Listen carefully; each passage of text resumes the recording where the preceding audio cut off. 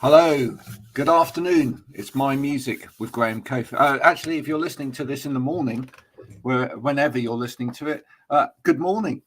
There you are. I sometimes say that. I sometimes say good afternoon or good morning, and then I forget that people are actually perhaps listening to this on Spotify or Apple Music afterwards. But yeah, whatever time of day it is for you, hope you're having a lovely day. Make sure you've got the kettle boiled, you've got yourself a cup of tea, and join us as soon as this video, which you can't see if you're watching it on Apple Music, has finished. And then I will be talking to the wonderful Kelly Cresswell. Here we go with the video.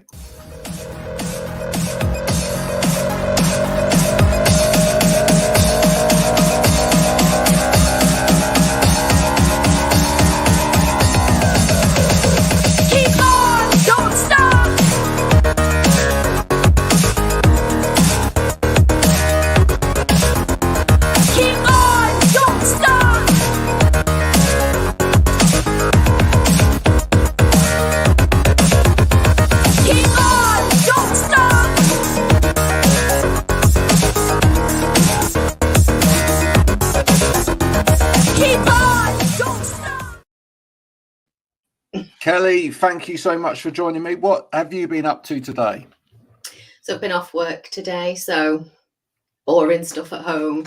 Walked my dog, helped my dad with his shopping, just the usual boring stuff. Yeah, price of living's going up, isn't it? Yeah, a lot. Every time you go to the supermarket. Yeah. So how much money does your dad normally spend on his shopping? At the moment, probably about, 60 quid a week. He's on his own, so he doesn't need loads. Wow.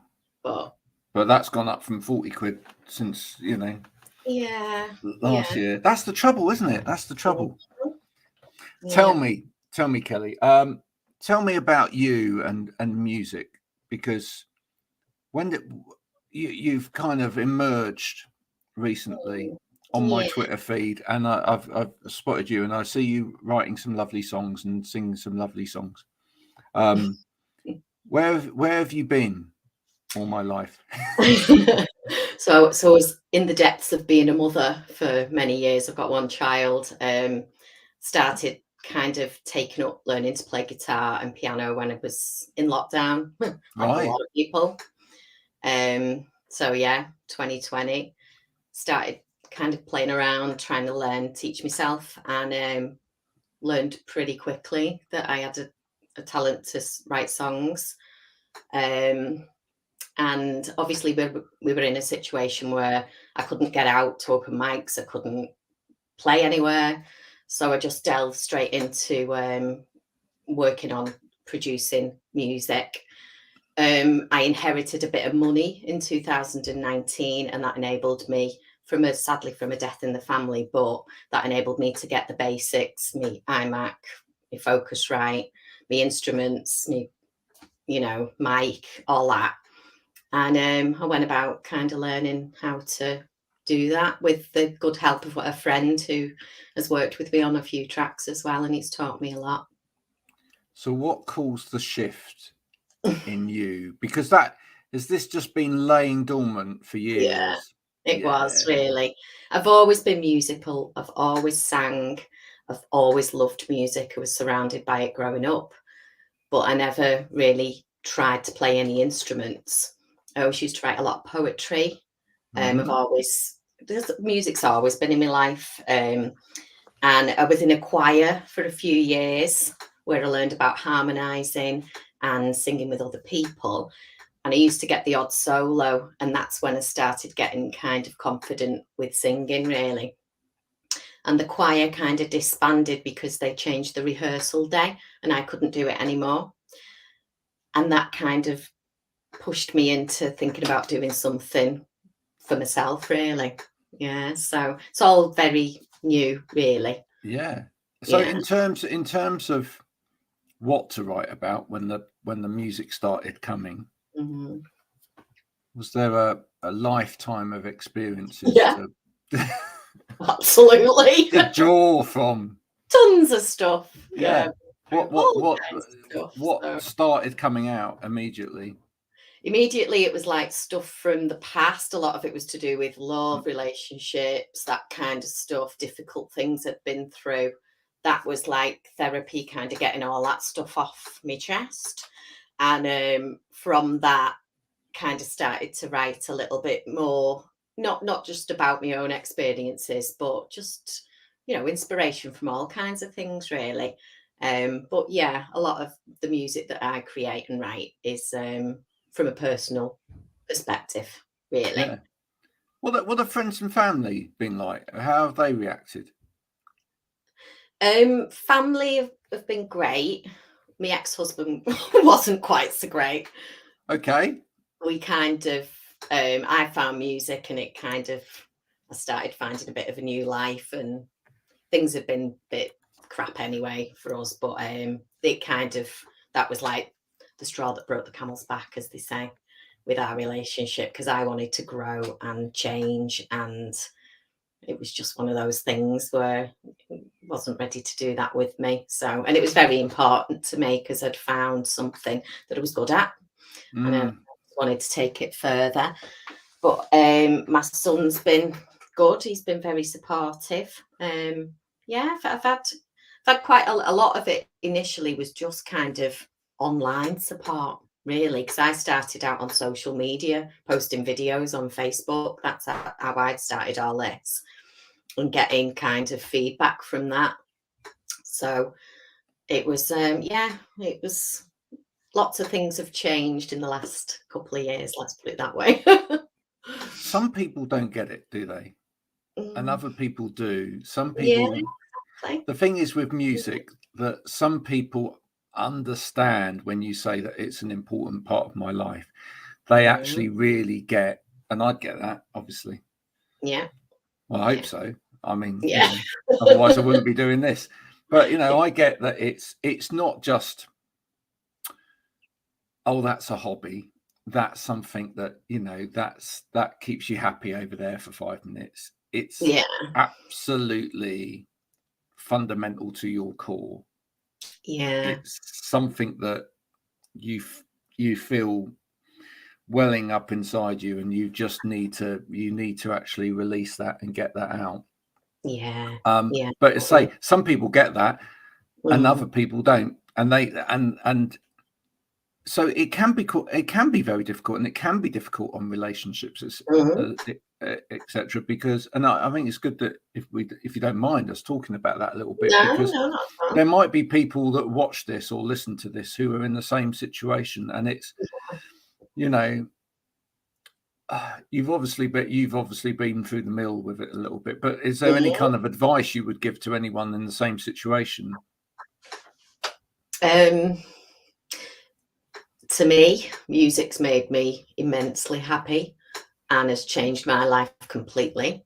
So I would say go with what your heart's telling you. And if it's something that makes you happy, and it can be life-changing. I've got a whole new set of friends. I've got a lot more going on in my life now.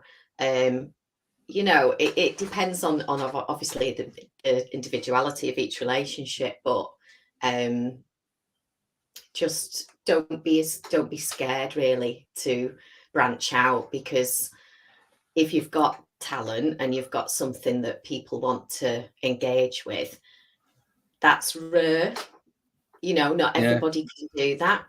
And I think it's a bit sad sometimes if you're then held back from doing what you want to do and what you're meant to be doing. I feel like I was meant to do this, and it took me 20 odd years to get to the point in my life where I was older, more confident, kind of at the stage where you just go, well, I don't really care anymore. So this is what I want to do. And, So was there a point earlier on in your life when it could have gone absolutely, in music wise, but actually something else came along? And what was that? Was it a relationship? Was it education? Was it work?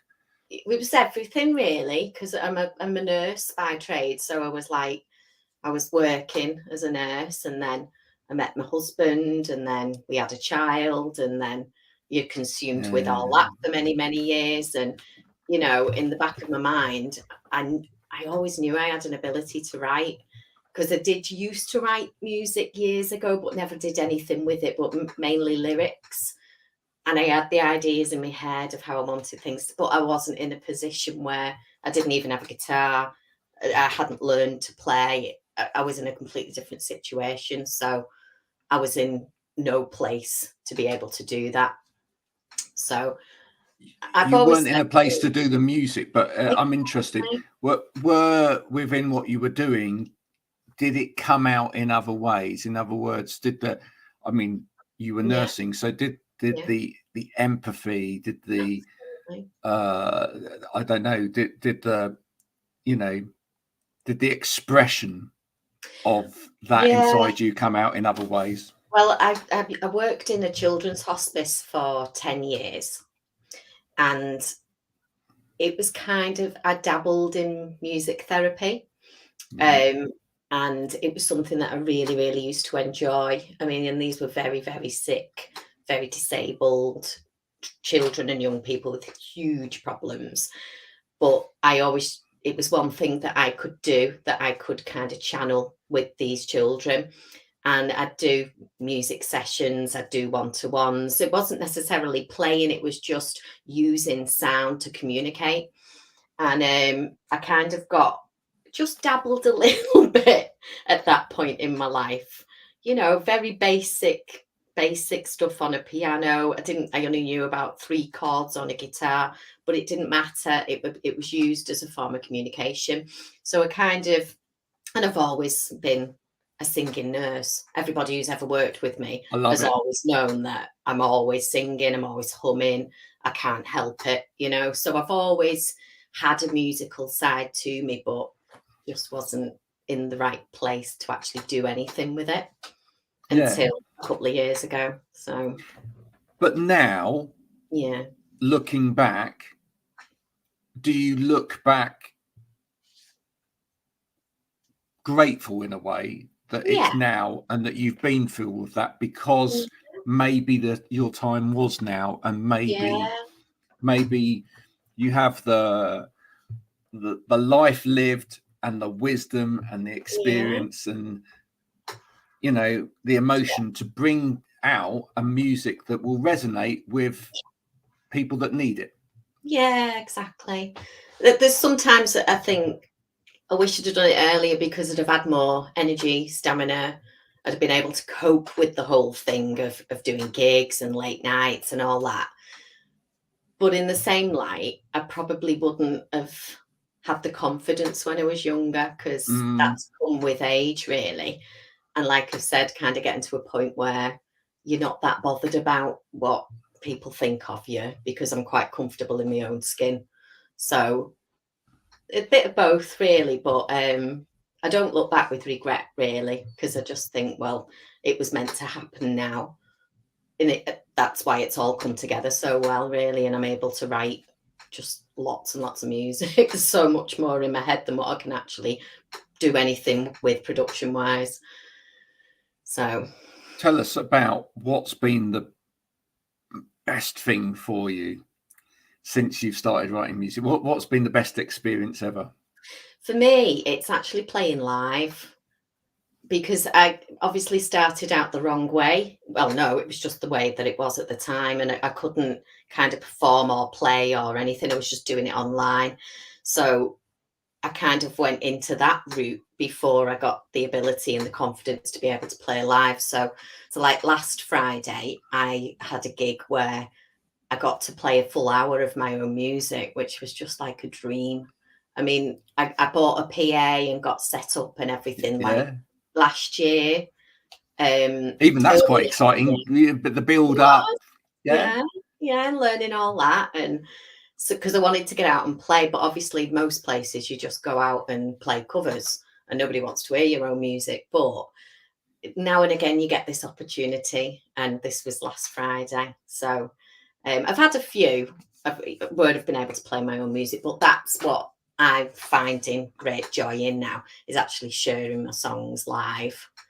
And I need to get into creating the songs and actually getting them out there again, really. But although you say that, but there seems to be at the moment, there seems to be a growth again in spaces where people want original music. In fact, I had a guest on a little while back who said that, you know, that they've been playing at a place where they will not take anyone that does covers, which I was like, yes, thank goodness for this. Yeah, that's what the venue was last Friday. It's on the Wirral. It's called Thornton Hough Village Club. And for over 10 years, it's been a music venue. We've had some amazing artists on there. And it was called Support Slot Friday. So they only want original music, which was just fantastic. And you could have heard a pin drop. Nobody said a word. There was nobody chatting. Everybody was listening and filming and taking it in. It was lovely. And I'm getting to do that again soon at HMV in Liverpool, where I've got a live spot to do, what's it called, live and local, where artists go and do their own music live in stores. So that's the next time that I'll actually be able to play my own stuff. So you're based up Wirral way? I'm based in a town called Widnes, which is about 20 minutes from Liverpool. Yeah. So, well, now I've got some clients that I do work for that are all based up that way. So I might have to introduce you. Yeah. And one of them runs a club up in Wirral. All right, okay. So maybe we can sort you out. Maybe we can get you in there. That would be great. good. Yeah. So what's your ambition, Kelly? How far do you want to take this? I mean, you mentioned your health. I mean, you've got on your Twitter about chronic illness, etc. So are there limitations in terms of what you can do? Yeah, there are. So I have a chronic pain condition that it's like a nerve damage that I've got. So I have to be very careful about what I do. I actually am in pain when I'm sitting, which is difficult. So like for traveling gig wise, you can only go so far. I only have so much energy, holding down a job as a nurse, being a mum, running a house. It all kind of has an impact on top. And then whatever's left is what I have to do music. So there's days where I do struggle. But, you know, I cope with it very well. I've been like this for 15 years now. So music's helped me immensely in coping with everything. It's brought a whole new happiness to my life that I didn't have before. And I was quite consumed for many years by this chronic pain that nobody kind of understood. It's very rare with the diagnosis that I've got, and very difficult for me to deal with. Had an impact on everything, including my relationship with my ex-husband. So yeah, it's something that has to be managed, and I have to be very careful about what I do. Yeah, it's more of a pain management thing than anything else. There's nothing you can do to make it any better. I manage it, and sometimes I don't manage. But people may not realise this, but outside of music, a big part of my background has actually been helping people with pain. That's it. Wow. Yeah. I've worked as a workplace assessor for 20 odd years, and so a lot of my work was going into businesses and helping people with disabilities or extreme pain or chronic pain or mental health issues. So maybe we'll have a chat outside of here and see if there's anything I can come up with that will help you at all. Yeah, I mean, I have, with regards to my job, I work where I have to, I'm stood up all day because I'm in pain when I sit, and I work in a clinic as a nurse. So it's like, it's manageable, but there's lots of jobs that I wouldn't be able to do. I wanted to be a community nurse. Can't do that anymore because I can't drive for very long. So it had like a massive impact on my life, but I also won't let it define me and stop me from doing what I want to do. I just have to be like methodical almost about managing to live with it, which I've learned to do. So yeah, so like aspiration wise, I'm kind of like a bit limited by what I can actually think about I could actually do. But to me, But recorded music, yeah, obviously. exactly. That's different. But again, it's the practicalities of producing your own music, sitting for long periods in front of a computer, can't do that.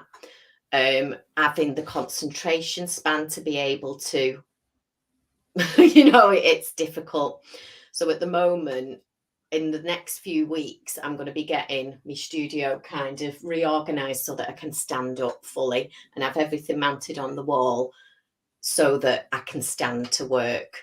Because every time I go to sit to try and do something, I can only do so long and then I'm having to get up.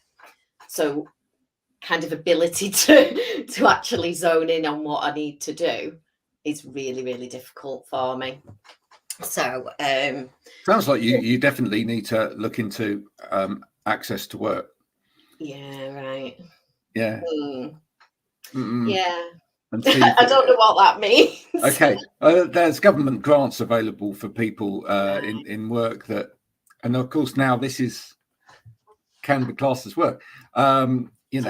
To provide them with equipment, etc. Definitely, I'll definitely put you in touch with some people that might be able to get you some funding. Thank you. Great, that's excellent to know. This is what's so good about having these conversations, and why I try not to make these just purely about music, because the thing is that people are multifaceted, and it's really important we actually,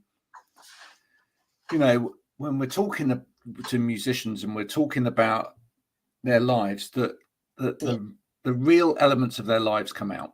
And for you, pain and pain management and all of those is a fundamental part of your life, just as much as the music is. And it will, and it's impacting upon the music, and the music will have a flavor because of that as well. Yeah, true. Yeah.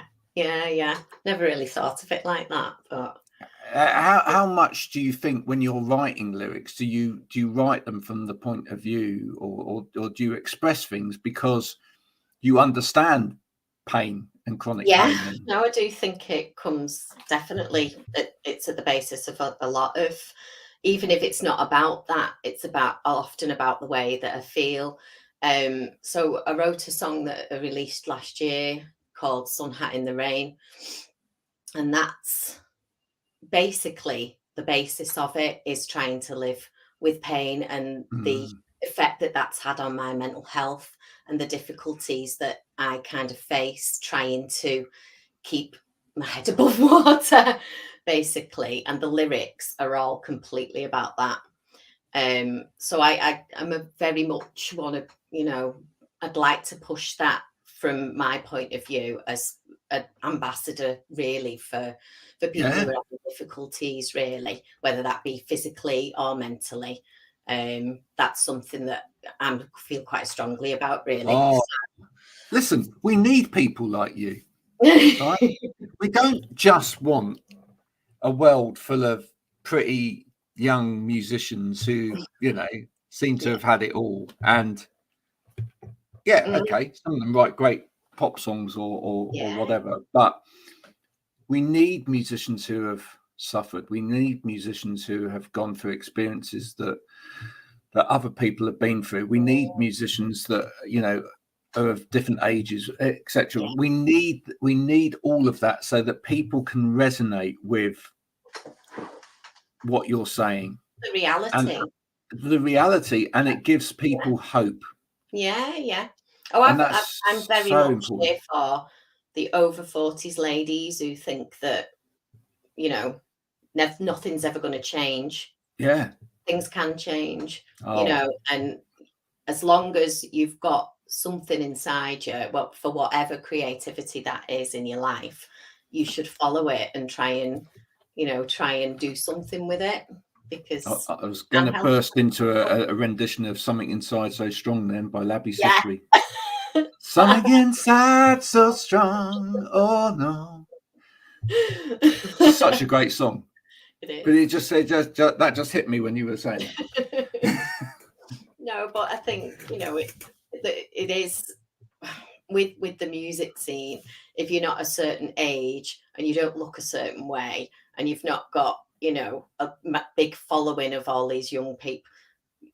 But, you know, it's regardless. I know there's people out there who like listening to my music, and it might only be a very small percentage, but I don't do this for, you know, love of other people. I do it because I love it.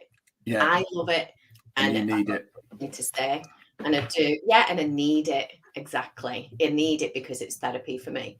It's the best way for me to just kind of manage life and cope with life and everything that I have to deal with. If I don't have music, I'm not a very happy Kelly, basically. Oh, well, listen, we love you, Kelly, and I'm so grateful that you've made some time to come and speak to me today. It's been long overdue.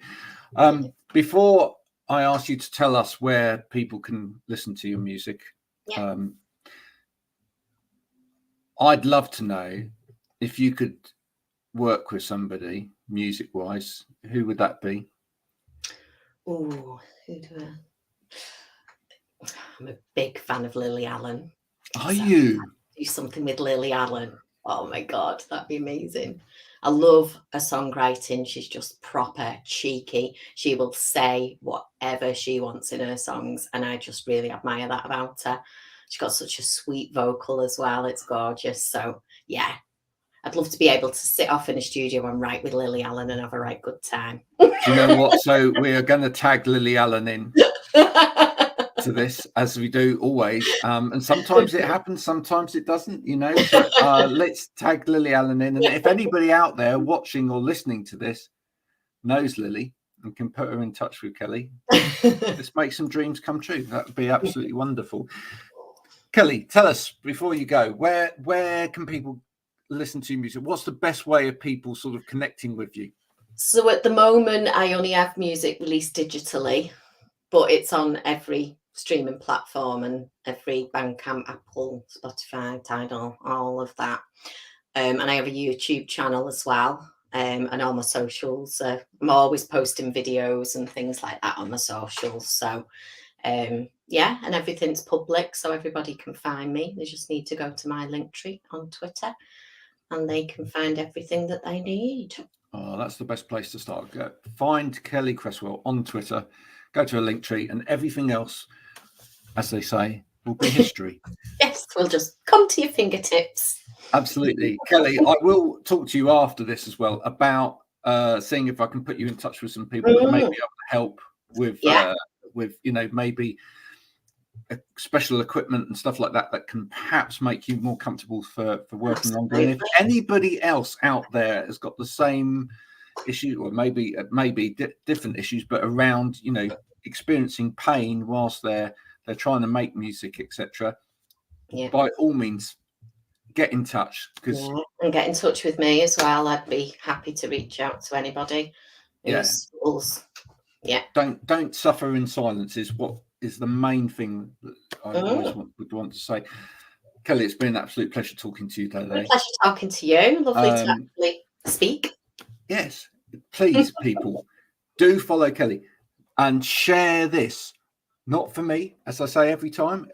I'm too old and too ugly to become famous. I don't want that to happen, but I do want all of the praise and all of the listening to go to every single one of my guests that ever comes on my music. So please follow me and retweet these wonderful explorations into people's lives, so that these people get a little bit more of what they deserve. Until next time, this has been Graham Cofe with another My Music. Thanks everybody for listening. Bye for now. Bye. Thanks, Graham.